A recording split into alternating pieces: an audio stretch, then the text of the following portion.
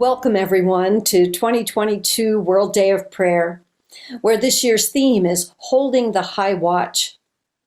I'm really happy to be joined here with my friend and colleague, Reverend Paul John Roach.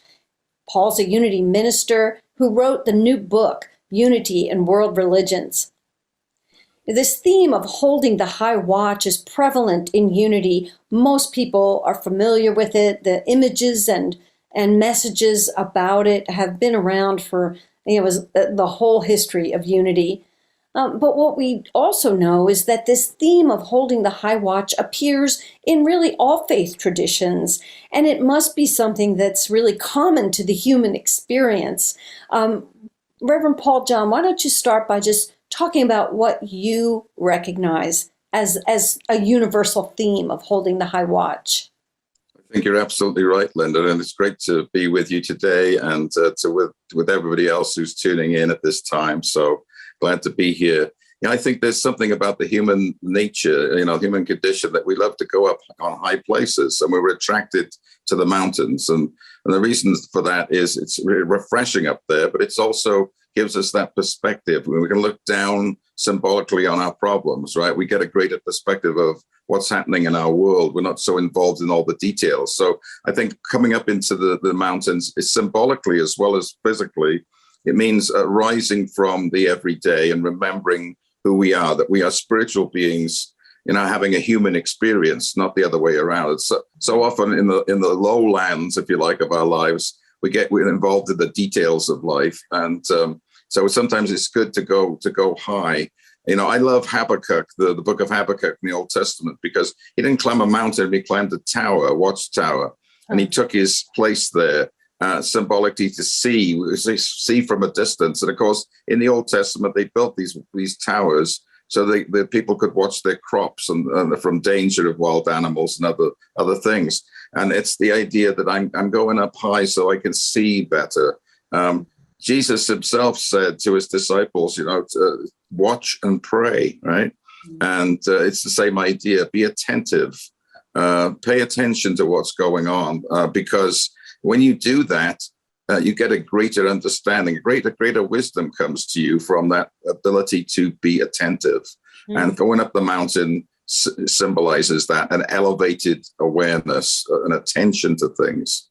Yes, what comes to mind first when you talk about the Old Testament or the Hebrew scriptures? I think about Mount Sinai. I mean, a very common understanding. And what's happening in that experience when Moses goes up the mountaintop, right? It's pure inspiration. He's receiving, as we might say today, the download, right? Download of knowledge and information that happens up in the clear air, so to speak. Right. Absolutely. And that's a prime example, but there are many other examples in the Old Testament of prophets going up to the high places and receiving. And there's a downside here, right? When the ego takes over, then the high places become a little toxic. So you were thinking about the Tower of Babel, for instance, where the human being tried to build a tower to the heavens. And we can't do this work by our ego or our human will alone, right? It's through our receptivity, our openness.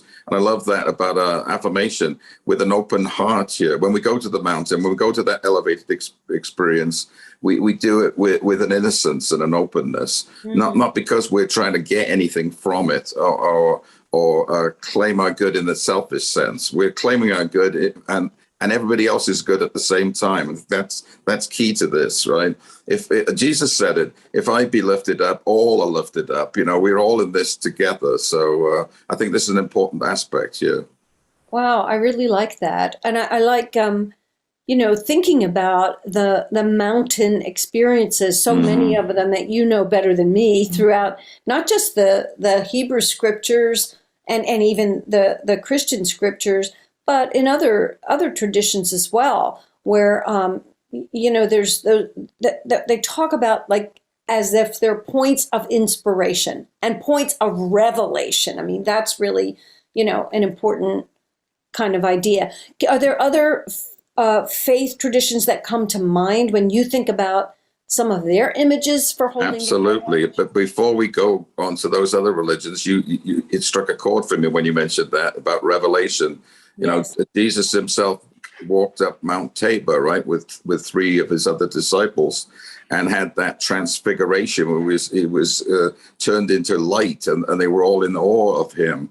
Well, what they saw was his real sense of self, or his reality, which was light and love, and it emanated powerfully from that mountain. And I think that's a wonderful experience there, when we can have that, when we can see that everything is light.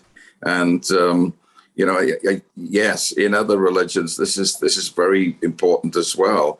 This mountaintop experience that we talk about, the Himalayas of the soul. That the scriptures symbolize the elevation that the Himalayas themselves, the great chain of mountains, represent physically.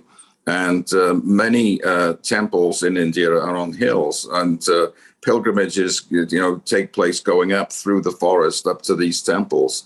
There's a particular mountain, some of us may be familiar with it, in South India called Arunachala. And it became the holy mountain of Sri Ramana Maharshi, one of the great realized saints of the 20th century. And he considered that mountain to be his guru, to be actually an image of Shiva, the great god, the auspicious one, and stayed there for most of his life. And his teaching was that, everything is light, everything is consciousness, very similar to unity, and it's one, and the things that we see are relatively true, but, things in the outer, but the real truth, the absolute truth is in spirit. And I love that idea. And when we go up the mountain, and we're going back to spirit symbolically, right? We're remembering the truth of our being. And that's crucially important in this day and age, where so many stresses face us. The world seems to be a little crazy sometimes. I guess it always has been, but we need those times of respite. And that's why the World Day of Prayer is so important, to get that elevated consciousness and open our hearts to the light and the love that is all around us and within us. That is so important. Yes. So yes, mountains are incredibly important in Hinduism. Many of the Tibetan monasteries are way up in the mountains. They go to prayer caves, 14 to 18,000 feet. I once went to one outside of Lhasa, and as we were wandering by this temple, there was a shed in a kind of a cave that had a front on it that had been built on, and we heard the chanting of female nuns in there, Buddhist nuns. The most beautiful thing I've ever heard in my life, I think. And obviously they stayed in that cave, for many months, maybe years, and their work was to keep that elevated heart and soul. And that's very moving, I think, when people can dedicate their lives to that. Not all of us can, we're householders. We have to come back down to the world. And some people say, right, Linda, that it's easy to get enlightened when you don't have any distractions, when you're up in the mountain, and right. But when you get back with your kids and your colleagues at work and the street and all the craziness, then it's harder to be enlightened, right? So right. We always have to bring back these elevated experiences into the real world. You're reminding me of a time when my husband Giles and I traveled for a short time in Hong Kong. When we were touring there, we went on a ferry to an island where there was the tallest Buddha on the tallest precipice wow. on the whole island. And to approach the Buddha, which was, again, at the top of the mountain, there were 100 steps from the mountaintop up to the base of the Buddha statue. Stories high. And I just remember the chanting music that was playing from before you even reached the foot of that. And I watched the hundreds of people that were pilgrimaging there, of all different ages and abilities. And this required some physical stamina to be able to approach this, these heights.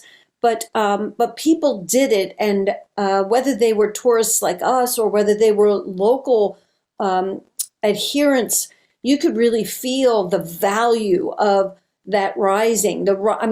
For me, the metaphor of the rising consciousness as we got up into the heights there, it was, a mystical experience of elevation. I mean, there's just no other way for me to think about it. And I imagine those who are watching and listening, you're probably having memory triggers of your own, of mountaintop experiences of your own, of times when you experienced an elevated consciousness.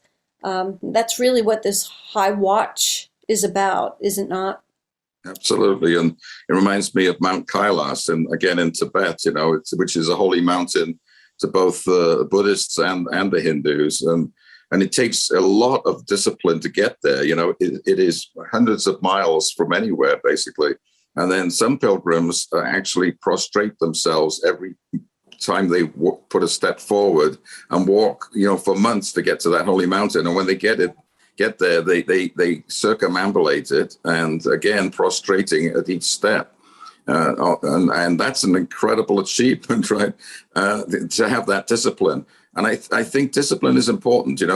Yes, we are spirit. We are one with the one right now. But we don't always remember that. And it takes a lot of discipline and hard work sometimes to do that. And I think often we forget that. We think, oh, well, I could just claim my good right now. But that's kind of what the Christians call cheap grace, right? It's not as easy as that. Sometimes it is. Sometimes it flows beautifully. But there's times when we have to put in the work and the dedication. I've been doing this for, 40, 50 years now. And I've had moments of enlightenment, I would say. But I know that there's work to be done every single day, and my practice is constant. So it's a joy to do, though, because you know that you're moving in the direction of wholeness and love and possibility. And when you do that, you're guided. The grace showers you. Well, that practice is reinforcing, and so for me, like you, I like to think of it this way, that if I do the daily disciplines, if I have my life ordered in such a way that the practice is part of it, then I'm much more likely to have moments of pure awareness in Absolutely. the middle of everyday activities, because so my true. consciousness is prepared for that. I'm available for that enlightenment. And as I like to say, enlightenment is not permanent. Enlightenment is moment by moment. Well, I have a perfectly enlightened thought at one moment, and then I'm down, in the valley in another moment, but the practice is what I think bears fruit over time, that I have a knowledge, an experiential knowledge of that wholeness, of that state of enlightenment, and I'm much more likely to then actualize that in a moment when I need it. Beautifully put, Linda. Beautifully put. Because enlightenment is not a state; it's an awareness, right? And we can have that awareness at any moment. We can also lose that awareness at any moment. Yeah. What's special about certain saints is that they've had these breakthrough moments and stayed in them. Ramana Maharshi, I think, is an example of that. We know many other saints who have been there and then realized it and were able to embody it completely. And that's why we're attracted to these people. I think Jesus was one, the Buddha was one, but I think there's modern day examples. I remember back in the 60s, it always used to be, well, if I work hard enough, one day I'll become, quote, enlightened, whatever that means. Well, you don't become enlightened, because it's a moving target. You can't become this thing, because it's not a state of being. It's an awareness of being. It's immersion in beingness itself, if you like, and that's hard to grasp. It's a more mystical concept. And yet it's eminently practical, because once you're in that flow, everything in your life becomes, easier. Even the difficult things you can navigate through. And I found that in my own life. It doesn't mean that problems all go away, but I have this resource, this ability to effectively maneuver and be helpfully able to do the work that it's meant to do. And the old phrase we used to use in Unity, I don't know if we still use it, is pre-prayed, right? Which speaks to what you're talking about. When you're doing the work, then good things flow to you because you are literally pre-prayed. You're reminding me of my grandfather guru, Bapuji. His name was Swami Kripalu. And I was really fortunate at a young age in my early 20s to have his darshan on a regular basis when I lived at an American ashram. This man had been in a state of silence for 25 years before he came to the U.S., to the ashram where I was living. And he would teach us, and he would break silence on Sundays, where he would sing beautiful songs that he wrote, love songs, divine, longing for God songs. And then he would teach us, from that platform. And I never had been in someone's presence that reminded me of sort of my imagination of what Jesus' presence must have been like. And this was a man who literally was in a cave in silence for 25 years of spiritual discipline. And he continued to practice that, while he lived at the ashram.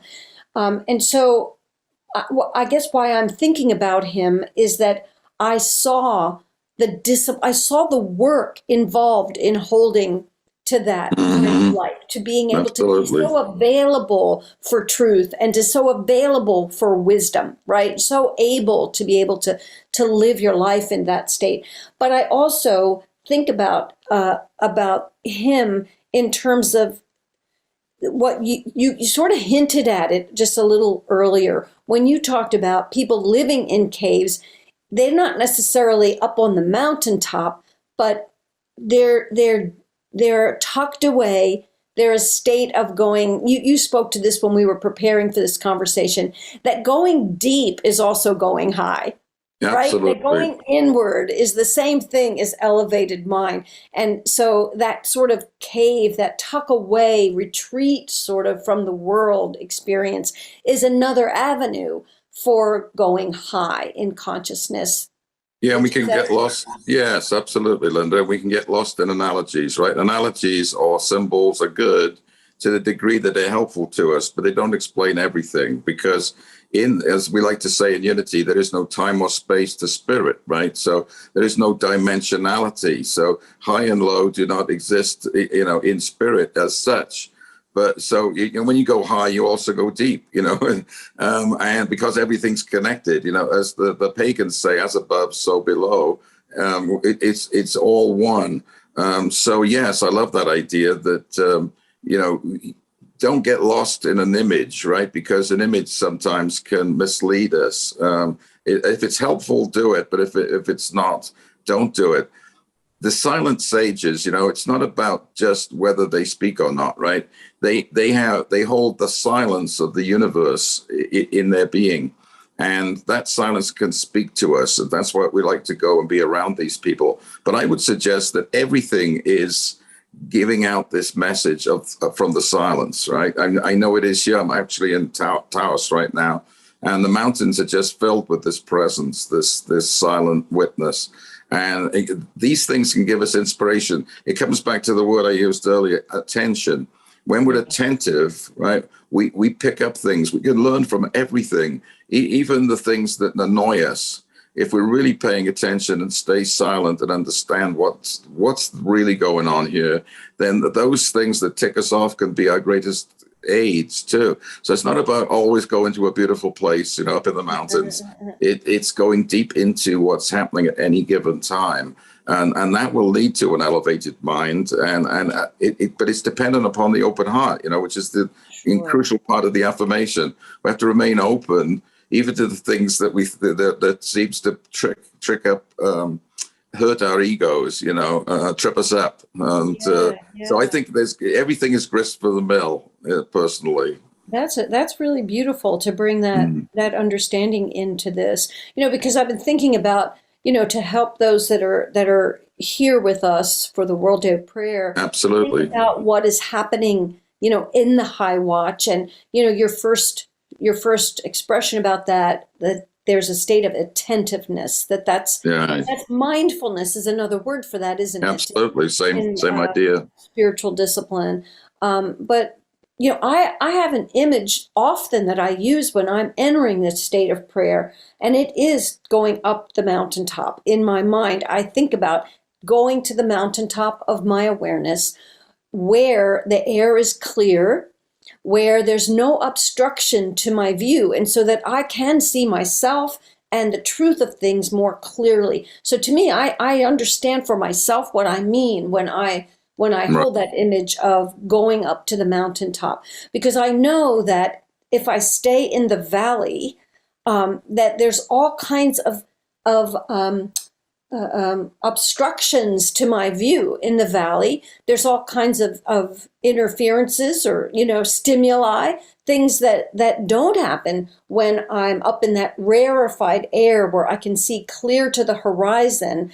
And therefore, not only am I seeing myself more clearly, but I can get a view on my vision. I mean, I can see beyond where I am in this moment and begin to cast my spiritual power of imagination, into a distance. I can start to really imagine what I'm there for and what life could look like. I mean, so it gives Absolutely. me so much more perspective on present and future.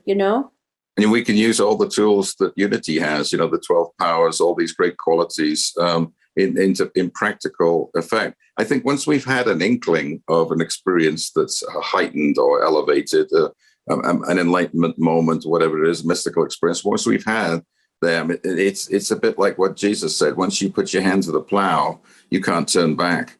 And, what he meant by that, I think, is once you've had an inkling, once you know there's something greater and higher, there's no going back to the old way. That's going to motivate you. Another beautiful thing is, as you said, you can also go back to that experience, to that mountain, to that place where you had that opening. And it can remind you once again, it can bring you back to the truth.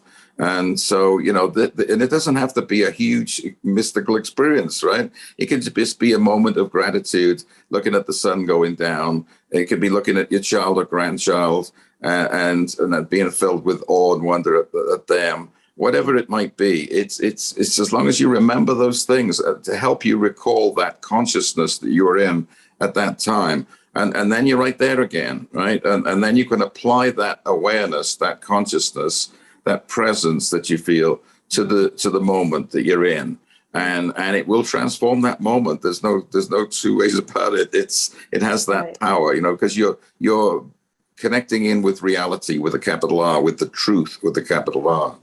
Yeah. Wow, that's beautiful. Well, I think with the few moments that we have remaining, I'd like to really support the World Day of Prayer experience for those that are with us in this 24-hour period.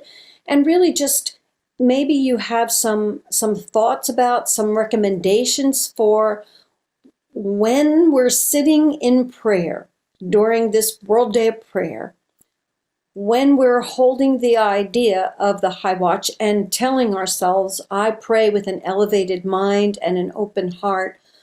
What are some ways that we can encounter prayer? Like, what do we do? What do we do when we're sitting in prayer? Well, my advice is simply to be present to what is. So if you're in meditation and thoughts come, then just notice them. They're coming, they're arising, but let them be like clouds in the sky. They arise and they pass and they're gone. The minute we hold on to them, then they become a problem. But once we see them for what they are, they're just clouds of the sky. We're present to what is. And as we continue to do this work, we begin to feel a sense of peace and stillness arising within us, because we're connecting with that which is our true nature, the I am, the spirit, the Christ, the presence. And the more we can enter into that stillness, into that presence, then the greater our ability to allow, to let everything else be, so that we enter into a great place of wisdom. And then when we arise from that place, there may be things that we need to do as a result of the the understanding that we received in that place. And by the way, sometimes when we're meditating, we don't get the answer, right? But I always like to say, somehow, some way, you will get some inspiration within the next day or so. And you'll say, oh, wait a minute, I never thought of that before. Well, why did it arise? Because we did the work in meditation, right? We were present to what is. We want to force things. Our ego wants to control so much. And I think it's wonderful just to simply be present, sit, be quiet, and just be aware of what is. I found that to be highly effective in my life. And, some people say, oh, well, it sounds too passive. But it isn't, because it's the highest work of allowing the ego to be in abeyance, right? To not want to fix everything and to allow spirit to express. That's true discipline. So that'd be my advice on this World Day of Prayer. But hey, folks, there's a million ways to pray, as my book demonstrates. And whichever one works for you, I celebrate that. I once interviewed a Jewish man, and I said, well, in unity, we don't beg in prayer, we affirm. And he says, hey, we love to beg in Judaism. There's no problem. We include all kinds of prayer. And that was salutary for me, because I thought, why should I limit myself to one way? When whatever works for people, as long as it's not hurting anyone else, this is the key. It's always for the benefit of all concerned, right? That's beautiful. Well, and in the prayer ministry, Silent Unity, we have a practice, of course, for World Day of Prayer, of receiving the names of those that you send us, that we hold in prayer. Now, there's a beautiful discipline of being able to take those actual cards and to whisper the names of all those who are on the prayer lists, as just part of an acknowledgement that we're bringing them with us to the high place of prayer. Absolutely. Right? We're including them in our thoughts. So, friends, if you have a personal practice of that, if you keep a prayer list, or if you just have names that are occurring to you as you sit down during this 24-hour period, people you love that you particularly want to bless on this World Day of Prayer, it's beautiful to enter the prayer experience by whispering their names or just bringing their images to mind. And just by way of not that you're doing anything to them, except that you are inviting them to the high watch with you. And then from there to do what Reverend Paul John said, which is to sit in the state of silence to the degree of your capacity to do that. Repeat the affirmation, I pray with an elevated mind and an open heart. And then to see where that takes you, to let yourself be, to flow with that. All with the intention of really supporting the whole world in prayer, which is what this World Day of Prayer is about, is to, fostering, peace on this planet and love being the power that everyone gets to experience and express, right? And all the things that are important to all of us as divine humans. So, you do your part as you hold the high watch. And I don't know if you might have any final thoughts for our World Day of Prayer family, Reverend Paul John, as we close. No, but I love the idea that the Silent Unity Prayer Ministry, the Unity Prayer Ministry, is here for us all and has been for the last 130 years. That's pretty remarkable. And the light, of course, that shines continually, the light that shines for us, is there on a high point, right, on a tower there at Unity Village. And that's a lovely symbology as well. And we're lifting up the prayers in a high place there in that prayer chapel. It sure is. So I would say, we're all doing important work. Every single one of us. Never think that you of no account. It doesn't matter if you're a saint or a sinner or whatever level we're at. We're doing the important work that God wants us to do at the level we're at. Because in truth, there are no levels to this, right? The minute we open to spirit, we get the whole thing. So, I would encourage everyone listening today to know that what you're doing is important. You are a beloved child of God. You are one with the one, and you are loved, and you're certainly loved by us at Unity, but you're deeply loved by the universe. It's a benevolent universe that gives you love and light every moment of every day, and that's a beautiful thing. I hope we're all taking that in. this silent unity experience, the prayer ministry here, there really is, a beautiful truth that we adhere to, and that is that thoughts are things. This is what Yes. Charles and Myrtle Fillmore, the co-founders of Unity, taught. Thoughts are things, and they actually defined prayer as the highest mind action known. Yes. So this is, again, another image of high, coming up Yes. high, the highest mind Keep showing action. up. It's the greatest sphere that we could be in. So when we elevate our thought, and sit in that state of awareness of the divine, and include our humanity in that divinity, right? That we know ourselves as a divine human. When we do that, we are contributing to the world. Our thoughts make a difference. And Absolutely. so thank you so much, Reverend Paul John Roach, author Been a of delight. Unity and World Religions. This has been a really, I think, a meaningful conversation. And may it bless you as you practice prayer during this World Day of Prayer. Thank you, friend. Absolutely. Thank you. Bye-bye now. Bye.